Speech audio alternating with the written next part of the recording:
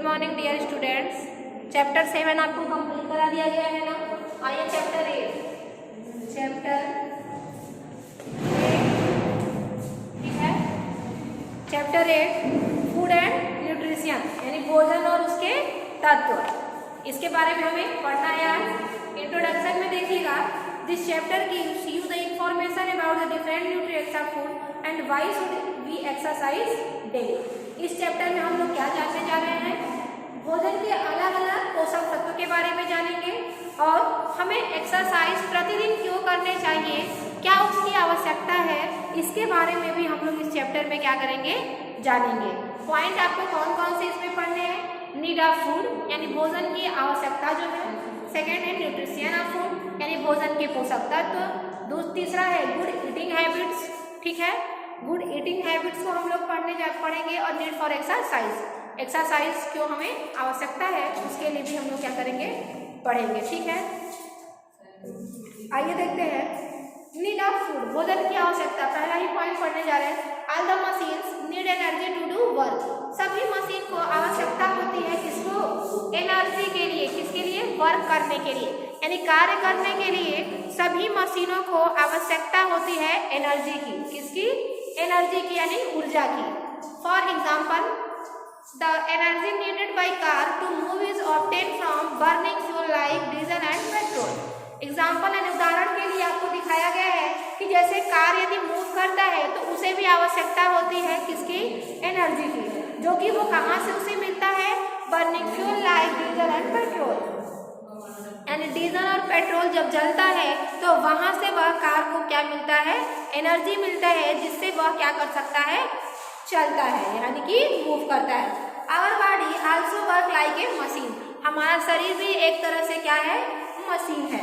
To do work our body get energy from food that we eat. हम लोग कार्य करते हैं, हमारा जो शरीर है वह कार्य करता है जब हम लोग भोजन करते हैं यानी जब हम कुछ खाते हैं, भोजन करते हैं तो वहां से एनर्जी लेकर के हमारा शरीर क्या करता है, कार्य करता है।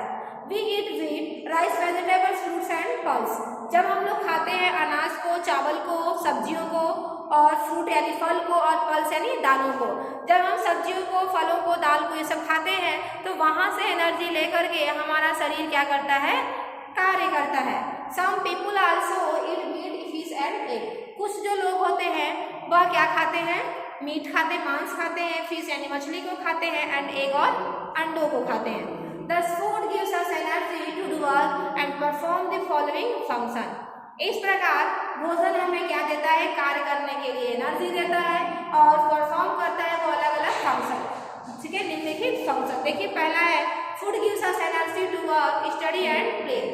भोजन जो है हमारा, भोजन कार्य के लिए भोजन हमें ऊर्जा देती है, पढ़ने के लिए और खेलने के लिए भी, यानी कार्य करने के लिए, स्टडी करने के लिए और खेलने के लिए भोजन हमें क्या देती है, ऊर्जा देती है। सेकेंड देखिएगा, it helps us to grow, यह सहायता करती है किसमें, ग्रो में भी और हमारे विकास में भी। हमारा विकास भी उस एनर्जी के जरिए ही होता है, मतलब भोजन के जरिए ही होता है, यानी भोजन जब हम करते हैं तो वहीं से हमारा शरीर क्या करता है, एनर्जी प्राप्त करता है। थर्ड देखिए, it repairs the damage body part, वह क्या करता है, हमारे डैमेज बॉडी पार्ट यानी हमारे शरीर के जो खराब पार्ट है, भाग है, उसको भी वह रिपेयर करता है यानी कि मरम्मत करता है। चौथा देखिएगा, it keeps us fit and healthy, और वह हमें फिट और हेल्दी रखता है, वह हमें स्वच्छ भी रखता है यानी कि हमें हेल्दी भी रखता है, स्वास्थ्य भी हमारा ठीक रहता है, करता है। लास्ट है, it makes our bones and muscles strong, वह क्या करता है, हमारे हड्डियों और मसल्स को स्ट्रॉन्ग बनाता है। क्या करता है, भोजन हमारे हड्डियों और मसल्स को स्ट्रॉन्ग बनाता है। न्यूट्रिएंट्स ऑफ फूड, भोजन के जो पोषक तत्व हैं, आइए उसके बारे में देखते हैं। Food contains various substances which provide nutriment to the body. भोजन में देखिए अलग अलग तरह के पदार्थ हैं, जैसे कि जो कि क्या करते हैं, प्रोवाइड करते हैं न्यूट्रिशमेंट और टू दी बॉडी यानी शरीर को पोषक तत्व को, ठीक है। दे आर कार्बोहाइड्रेट में कौन कौन से हैं बेटा, कार्बोहाइड्रेट है, प्रोटीन है, फैट्स है, विटामिन है, mineral and roughage and water. ठीक है, कौन से हैं? Carbohydrate, protein, fats, vitamin, minerals, roughage and water.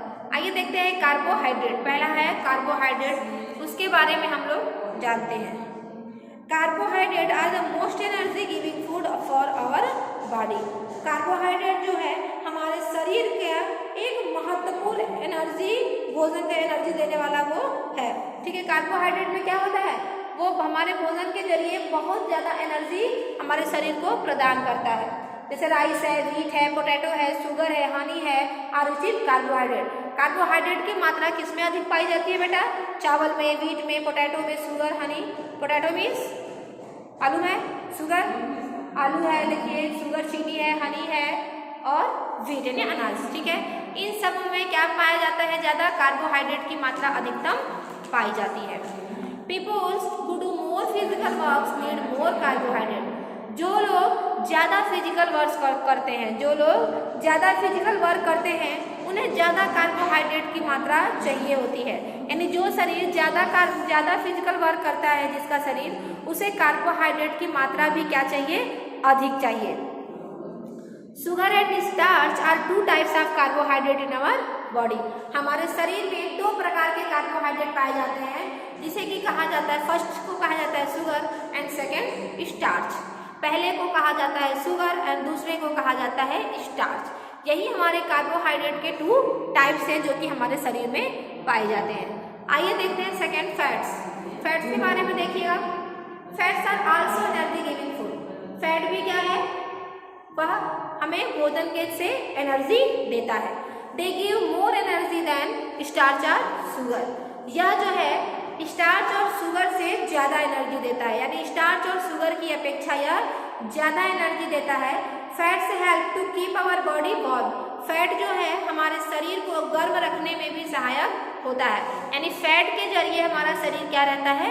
गर्म रहता है। यानी जिसके में जितने ही फैट रहेगा उसका शरीर उतना ही गर्म रहेगा। समझ में आ गया? यानी कि fats help to keep our body warm. Extra fat is store in the body for future use. हमारे शरीर में एक्स्ट्रा जो फैट स्टोर होता है वह भविष्य में यूज उसका किया जाता है। ठीक है, butter, ghee, cooking oil and nuts are rich in fats. Fat की अधिकतम मात्रा किस में मिलती है बेटा? बटर में मिलती है, मक्खन में, घी में, कुकिंग ऑयल भोजन बनाने वाला जो तेल है उसमें है, नट्स में। ठीक है, excess of fat makes us fatty and leads to many diseases. यानी एक्सेस ऑफ फैट यानी कि फैट का जब एक्सेस आता है तो वह क्या बना देता है? हमें फैटी बना देता है and leads to many disease. और क्या हो जाता है? बहुत सी बीमारियां आ जाती हैं। कहते हैं ना लोग कि यदि मोटापा ज़्यादा हो जाएगा तो बीमारियां भी ज़्यादा आ जाएगी। तो वही कारण है कि जब शरीर में ज़्यादा एक्स्ट्रा फैट हो जाता है तो बीमारियां भी होने की संभावना अधिक हो जाती है। आइए देखते हैं proteins. Proteins are body building foods. Protein क्या है? बॉडी बिल्डिंग फूड्स हैं। ठीक है, they help us to grow. यह किस में सहायता करते हैं? यह हमारे विकास में सहायक होते हैं। They help us to grow. This is why children need more protein. क्यों आवश्यकता होती है बच्चों को ज़्यादा प्रोटीन की मात्रा की? यानी बच्चों में प्रोटीन की ज़्यादा मात्रा होनी चाहिए, ऐसा क्यों आवश्यक है? देखिए, egg, fish, meat, cheese, beans, pulse, soybean are rich in proteins. यानी कि अंडा है, मछली है, मांस है, घी है, बीन्स, पल्स, सोयाबीन, इन सबों में अधिक मात्रा में प्रोटीन पाई जाती है। जानते हैं बेटा क्यों बच्चों में ज़्यादा प्रोटीन की मात्रा पाई जाती है? क्योंकि बच्चे ज़्यादा विकास करते हैं, है ना। हम लोग की अपेक्षा अब बच्चे क्या करेंगे? वो ज़्यादा विकास करेंगे। जितना हम विकास नहीं करेंगे, बच्चों में तेज़ी से विकास होता है, इसलिए उनमें प्रोटीन की मात्रा अधिक चाहिए होती है। ठीक है, देखिए विटामिन के बारे में देखते हैं। Vitamin are protective food. Vitamin क्या है? प्रोटेक्टिव फूड है। ठीक है, जो कि सुरक्षा देता है। They help our body to fight against disease. यह क्या करता है? यह हमारे शरीर में बीमारियों से लड़ता है। क्या करता है? हमारे शरीर के बीमारियों से लड़ता है। तो इसीलिए इसे क्या कहा जाता है बेटा? प्रोटेक्टिव फूड कहा जाता है। They help our body to fight against disease. यानी कि हमारे शरीर के बीमारियों से लड़ता है। We must regularly have foods which contain vitamin though our body needs a very small quantity of them. हमें क्या चाहिए कि प्रतिदिन हमें भोजन में ऐसा मात्रा लेना चाहिए जिसमें कि हमें विटामिन की मात्रा होनी चाहिए। Through our body needs a very small quantity of them. ठीक है, हमारे शरीर में बहुत थोड़ी ही मात्रा में उसकी आवश्यकता पड़ती है। जैसे फ्रेश फ्रूट है, वेजिटेबल्स है, मिल्क है, फिश है, मीट, एग्स। स्प्राउट बीन्स किसको बोलते हैं? जो अनाज अंकुरित होते हैं। स्प्राउट बीन्स का मतलब होता है कि वह बीज जो कि अंकुरित होते हैं उसे ही बोला जाता है स्प्राउट बीन्स। ठीक है, देखते हैं रफेज यानी चारा को देखते हैं। Roughage are food items from plants that है फाइबर। ठीक है, यह जो है भोजन के ऐसे आइटम जो कि पौधों से प्राप्त होते हैं।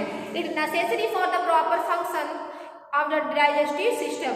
यह आवश्यक है किसके लिए? हमारे पाचन तंत्र की क्रिया के लिए, यानी पाचन के लिए यह जो हमारे होते हैं बहुत ही महत्वपूर्ण होते हैं, आवश्यक होते हैं।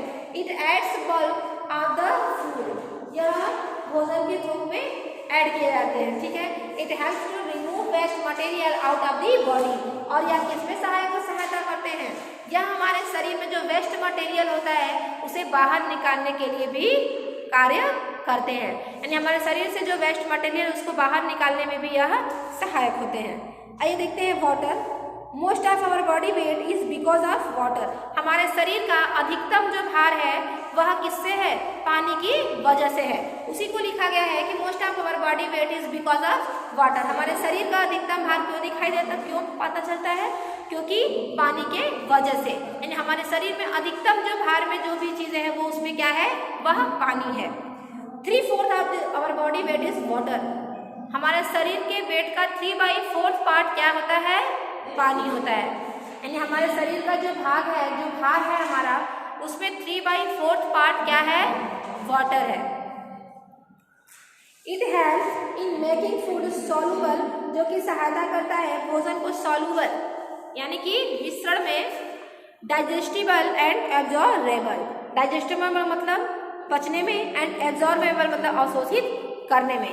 It helps in removing body waste. और यह भी सहायता करता है किसमें? हमारे शरीर के वेस्ट मटेरियल को रिमूव करने में। It also help in many body function. यह क्या करता है? यह हमारे शरीर में और अतिरिक्त फंक्शन करते हैं। ठीक है, we lose water when we sweat और पास आउट यूरिन। जो पानी होता है वह हमारे किसके जरिए निकलता है बाहर? पास आउट होता है यूरिन के जरिए। ठीक है, यूरिन के जरिए क्या होता है? वो बाहर निकल जाता है। So we must drink water a lot every day. इसलिए हमें प्रतिदिन ज़्यादा मात्रा में पानी पीना चाहिए।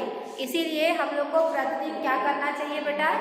अधिक मात्रा में पानी को पीना चाहिए, जिससे कि ज़्यादा जो वेस्ट मटेरियल है हमारा बाहर निकल जाए। ठीक, आइए देखते हैं बैलेंस डाइट किसको बोलते हैं? इसको हम संतुलित आहार। बैलेंस डाइट का मतलब होता है संतुलित आहार, यानी संतुलित आहार को बैलेंस डाइट कहा जा रहा है। आइए देखते हैं, a diet that contain the adequate amount of all the nutrients that is carbohydrate, fat, protein, vitamin and minerals for health is called balance diet.